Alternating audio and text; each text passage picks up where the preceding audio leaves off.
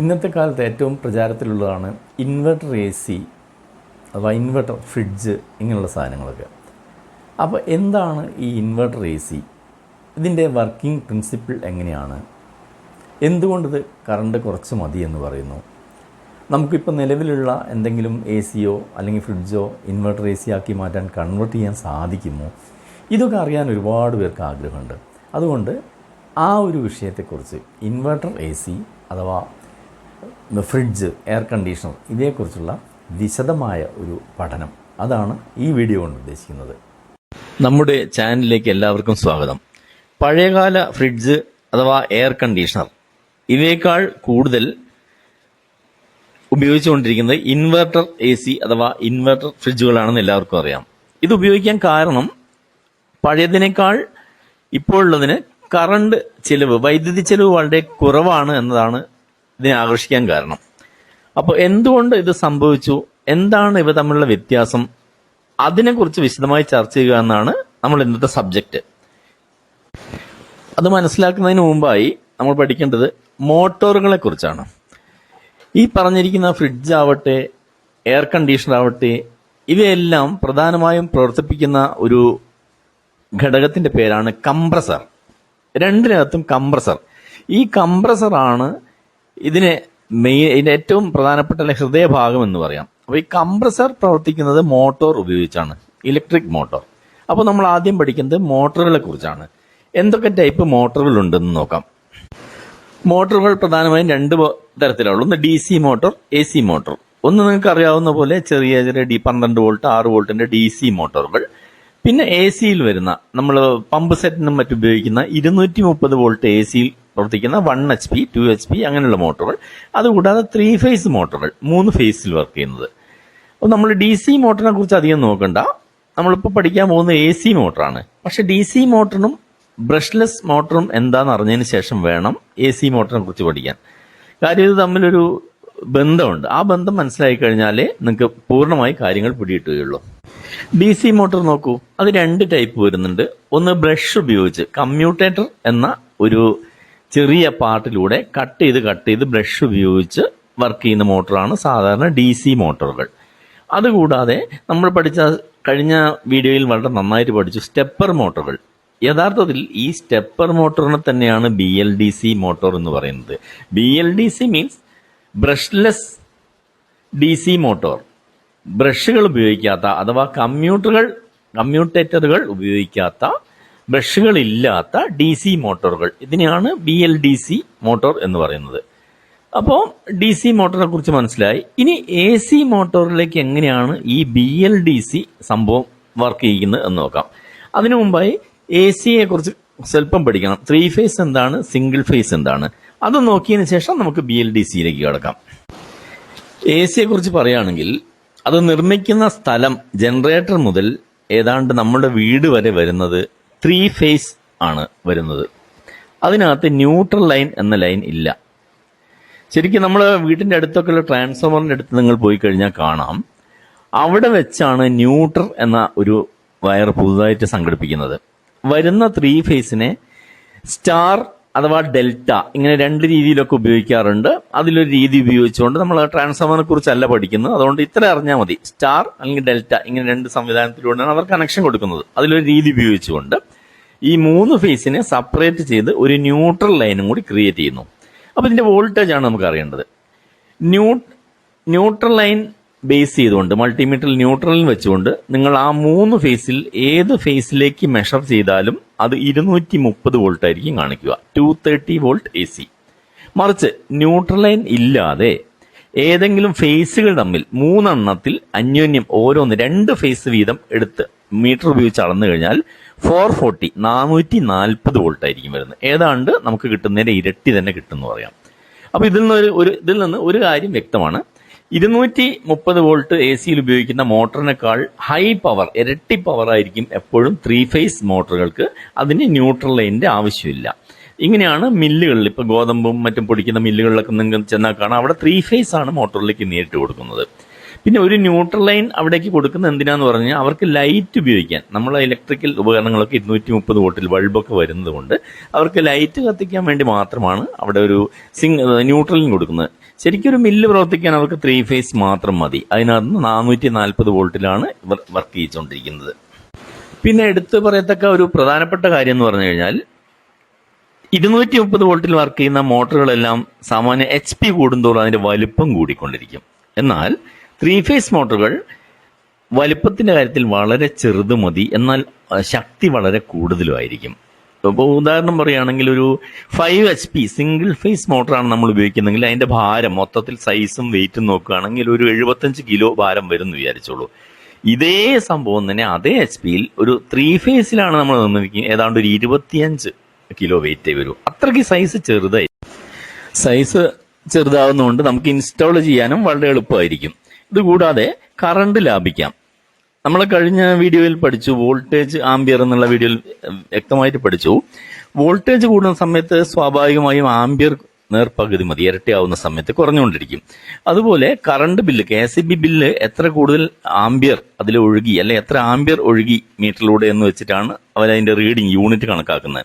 അതുകൊണ്ട് സിംഗിൾ ഫേസിൽ വർക്ക് ചെയ്യുന്ന ഒരു മോട്ടറിനേക്കാൾ നേർപകുതിയെ 3 ഫേസ് മോട്ടോർ വർക്ക് ചെയ്യുമ്പം ചെലവ് വരുന്നുള്ളൂ. ഇതുകൊണ്ടാണ് 3 ഫേസ് ഉപകരണങ്ങളൊക്കെ വർക്ക് ചെയ്യുന്ന സമയത്ത് കറണ്ട് ചെലവ് കുറയാൻ കാരണം. വീടുകളിൽ എന്തുകൊണ്ട് നമുക്കത് 440 തരുന്നില്ല എന്ന് ചോദിച്ചു കഴിഞ്ഞാൽ, സാധാരണ ഇലക്ട്രിക്കൽ ഉപകരണങ്ങളൊക്കെ 230 വോൾട്ട് AC തന്നെ നമുക്ക് ഷോക്ക് അടിച്ചാൽ വളരെ അപകടകരമാണ്, മരണസാധ്യത കൂടുതലാണ്. ഇത് കുറയ്ക്കാൻ വേണ്ടിയാണ് 230 തരുന്നത്. അപ്പോൾ 440 തന്നു കഴിഞ്ഞാൽ വളരെ അപകടം കൂടാൻ സാധ്യതയുണ്ട്.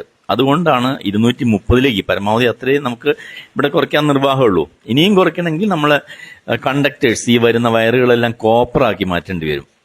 ഇപ്പൊ അലുമിനിയം ആയതുകൊണ്ട് ഇത്രേ ചെയ്യാൻ നിവൃത്തിയുള്ളൂ. സമ്പന്ന രാഷ്ട്രങ്ങളൊക്കെ എന്ത് ചെയ്യുന്നു പറഞ്ഞു കഴിഞ്ഞാൽ കോപ്പർ ലൈനാണ് അവർ മെയിൻ ലൈൻ വലിക്കുന്നത്. അതുകൊണ്ട് അവരേതാണ്ട് ഒരു വളരെയധികം വോൾട്ടേജ്, ഒരു 75 വോൾട്ട് അല്ലെങ്കിൽ 150 വോൾട്ട് ആ റേഞ്ചിലേക്കൊക്കെ താഴ്ത്തും. അത് അവിടെ ഒരിക്കലും ഷോക്ക് അടിച്ചുള്ളൊരു മരണം കുറവായിരിക്കും. അതിന്റെ കാരണം ഇതാണ്. ശരി, നമ്മളെ വിഷയം കംപ്രസർ ആണല്ലോ. അടുത്തത് എന്താണെന്ന് നോക്കാം. വോൾട്ടേജ് കൂടുന്ന സമയത്ത് കറണ്ട് ചെലവ് കുറയും എന്ന് മനസ്സിലായി. ഇനി വേറൊരു വിഷയം കൂടിയുണ്ട് കറണ്ട് ചെലവ് കുറയ്ക്കാനുള്ളത്.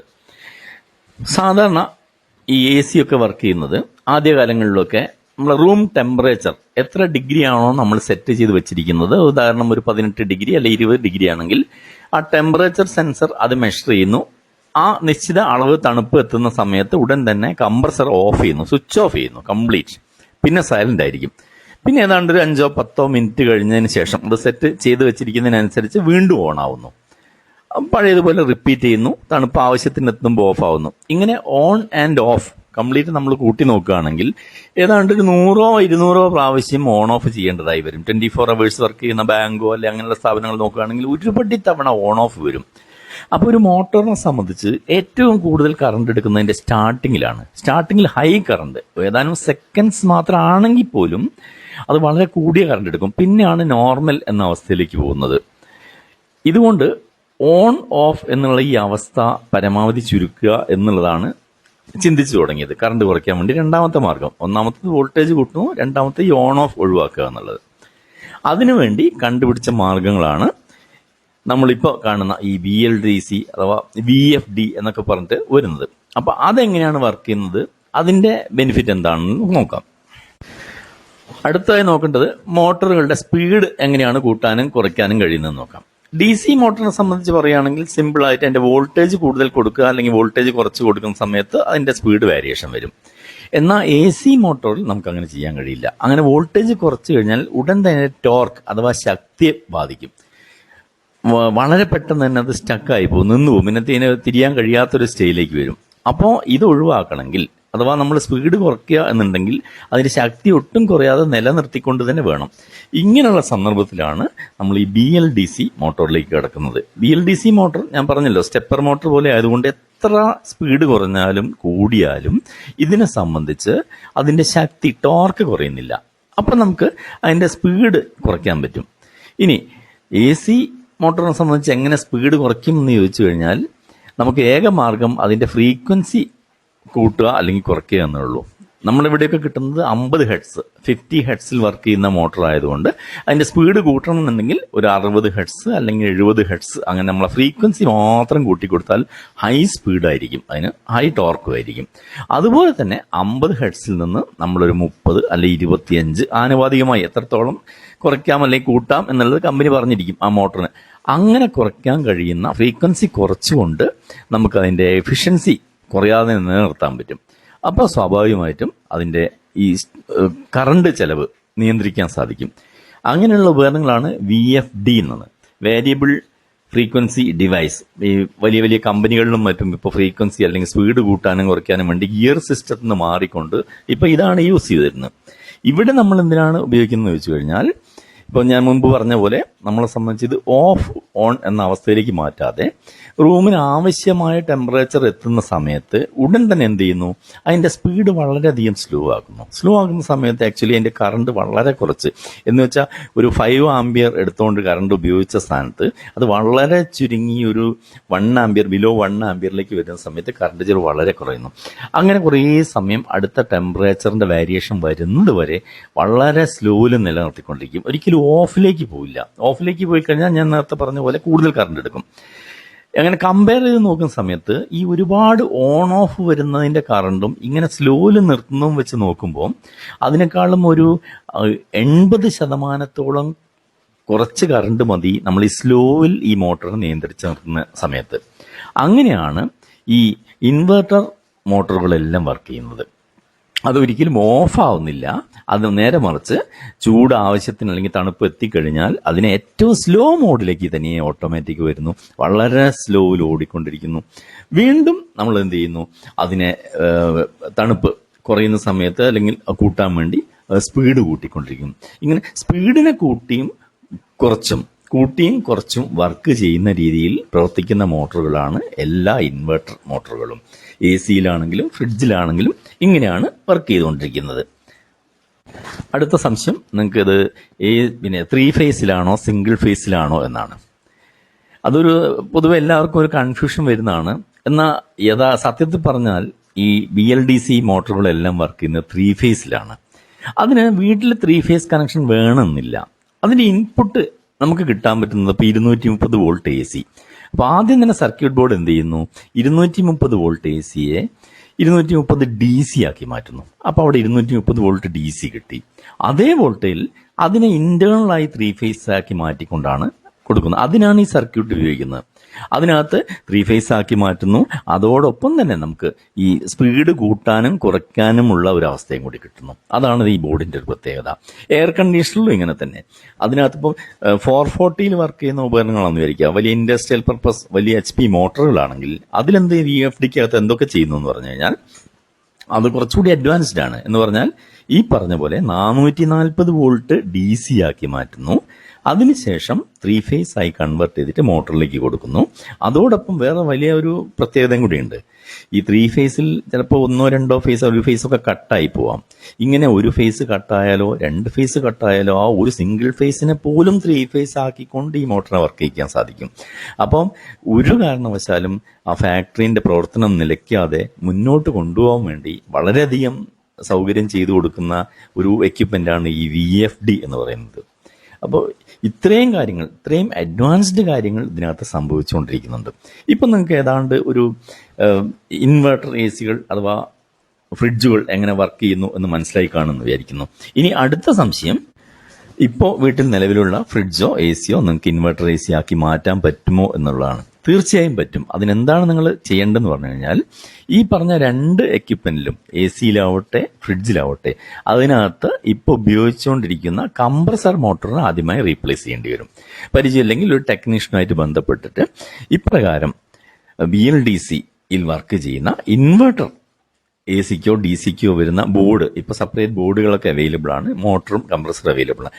അത്തരം കംപ്രസർ ബോർഡും കൂടെ അറ്റാച്ച് ചെയ്ത് കഴിഞ്ഞാൽ നിലവിലുള്ള നിങ്ങളുടെ ഫ്രിഡ്ജ് അല്ലെങ്കിൽ AC നിങ്ങൾക്ക് ഉപയോഗിക്കാം. അതിനകത്തുള്ള അതിൻ്റെ ബോക്സ് ഉപയോഗിക്കാം, അതിൻ്റെ കണ്ടൻസർ എന്ന ഭാഗം ഉപയോഗിക്കാൻ പറ്റും, പിന്നെ അതിൻ്റെ കൂളിംഗ് സിസ്റ്റങ്ങൾ ഉപയോഗിക്കാം, ഒരുവിധം ഫാൻസ് ഉപയോഗിക്കാൻ പറ്റും.